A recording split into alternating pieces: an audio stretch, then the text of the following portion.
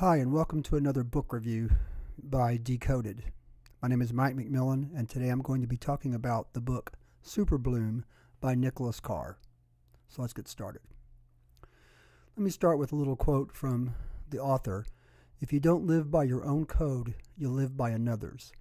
And that's really kind of the point of his book, is that the media are shaping our lives, social media especially, and especially now AI.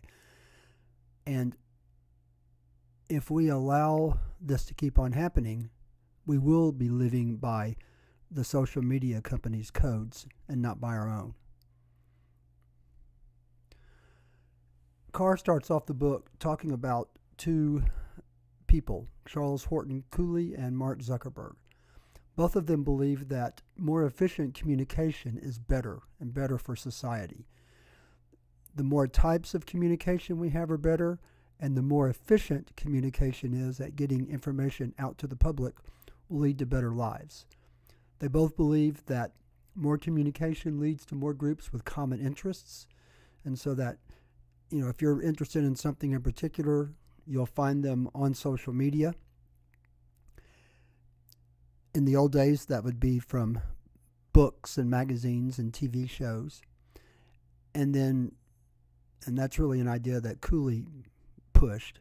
And then Mark Zuckerberg believes that more sharing opens up culture, and that the more we share our lives, the more our culture is enhanced and improved. But the problem is that, as the title here says, efficient communication isn't really effective. Zuckerberg believed that social groups are like computers in a network, and that's absolutely not the case. Computers in a network are mostly the same. They may communicate by different protocols, but essentially they're the same. But societal groups are different because they're made up of human beings, and no two human beings are exactly alike. And what happens when we have more and faster and more efficient communication, we have less space between messages. So, for example, when you read a book, you have a lot of time as you're reading the book to think about what's being said. But if you look at a Facebook post or, check your Facebook feed, things come at you very fast. And less space means less time to consider your responses. And so what happens is, and we'll see this more with email and text, but also with posts on Facebook and other social media, when you don't have time to consider your response, that leads to a hasty response, and that might not convey the proper message, or it might convey one that you mean, but that you didn't mean to send.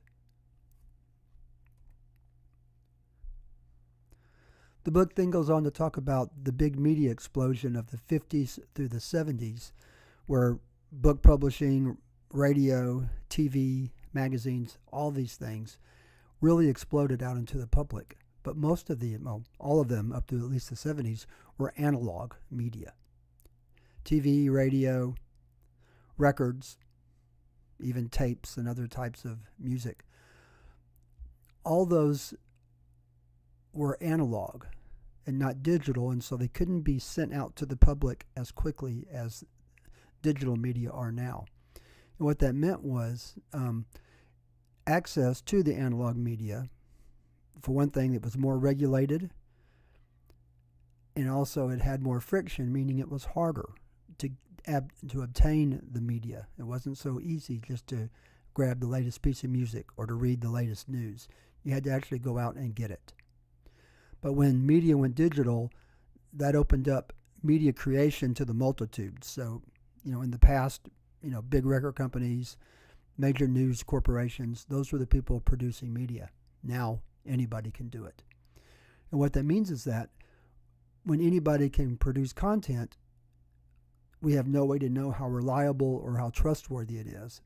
It could be, absolutely based on fact, and it could be something made up in the content creator's mind. The next big change happened as algorithms became more and more common, especially when used for passing media on to the public. News and information used to be pulled in from users. In other words, if I wanted to watch a news program, I had to pull it in. I had to turn the TV on. I had to turn on the radio. I had to open the newspaper. But now, especially with Facebook's news feed, that information is pushed to us.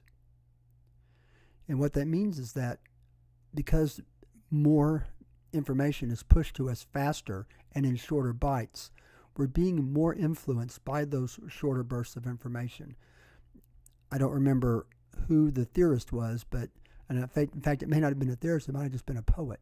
And back in the late 1800s, this poet mentioned that people really aren't influenced by long forms of communication like books and longer magazine articles in magazines like the New Yorker and the Atlantic. Instead, it's the short little bursts of information, the little news bit we heard on the radio, the real quick news report we saw on TV. We're influenced more by those. For one thing, they catch our attention faster, and because we don't have the time to really consider them, we just have to make up our minds about them quickly. And what happened was with Facebook and other social media, they began to push unreliable information because that was what people wanted to read and listen to and watch. And in turn, this became people's primary news source. So many more people get the news from Facebook now than from traditional legacy media than ever before. And we see the same things happening with email and texting. So what happened was when email was invented, it was discovered that it was a much more efficient system of communication than the traditional mail. But what this meant was that if it's more efficient, that means that A, we can send more messages out from email than we can write letters, and B, we're going to get more correspondence via email than we get from traditional mail.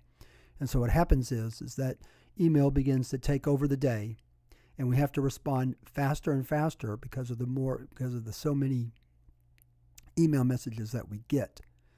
And what happens is that doesn't make us more productive, it makes us less productive, and it makes the communication content worse because we're not taking the time to come up with good, thoughtful responses. If you want to know more about email and how it is not good for productivity, you need to check out Cal Newport and his work on email. And then we can talk about texting, and texting is just email on steroids. Everyone is familiar with texting and all the problems with it. I'm not going to spend a lot of time there, but just understand that both of those, email and texting, were responses to creating a more frictionless communication system, and it didn't make our communications better, it made them worse. Social media has also been a huge problem because it allows us to connect with people, with way more people than we can successfully manage. And this also means that we're exposed to so many different points of view that we can't keep up with them all and we can't make sense of them. But what happens is, and communication theorists have known this for years, exposure to more information doesn't make us more open-minded. It actually makes us more closed-minded and allows us to believe in whatever our tribe believes in. It also makes us more self-confident about how we express our views, so that we're more eager to argue with people, more eager to insult people and give them put-downs because A, we're not face-to-face, and that's a big issue, and it's very impersonal, and B, it's because we can respond so fast that we don't really have time to think about what we're responding with and what we're responding to. And in politics, this has led to more and more polarization as the parties become less common.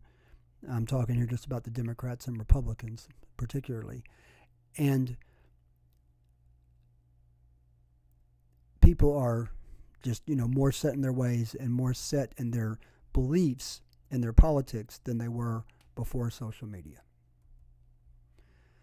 And that leads us to AI. And what's happened with AI is that before, people had to sit down and actually type out their email or type out their text, but now, or even, speak into their computers, but now we can let AI do it for us.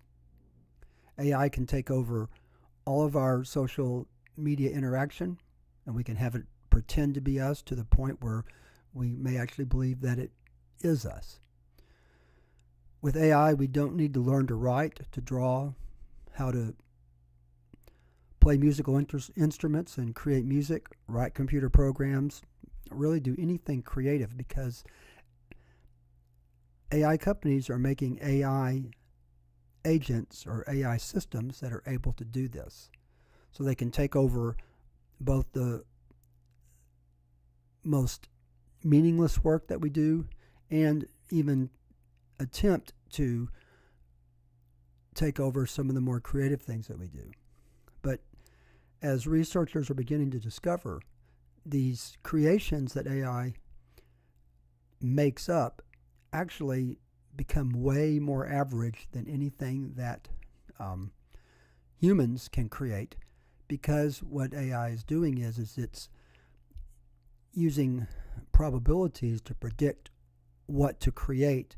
And I think this is called regression to the mean, is that, instead of, people always being above average or people always being below average, people tend to regress to the point where their performance is always just average. And that's what we're seeing with AI.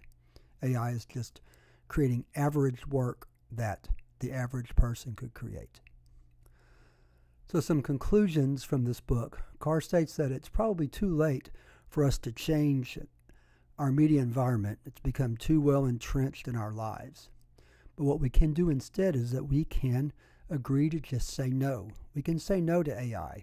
We can say no to using social media.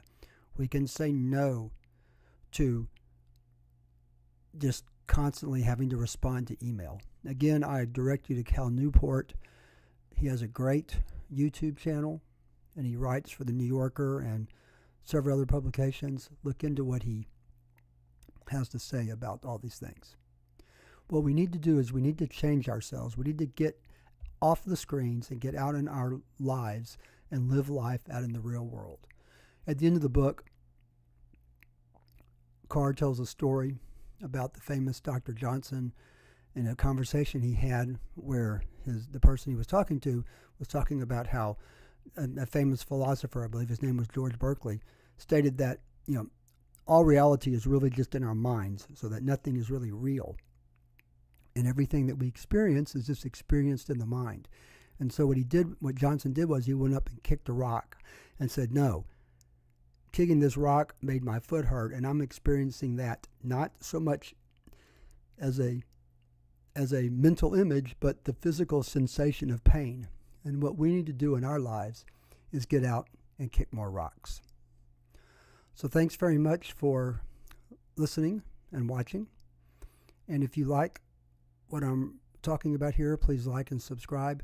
And I'll be back soon with another video on another book on technology.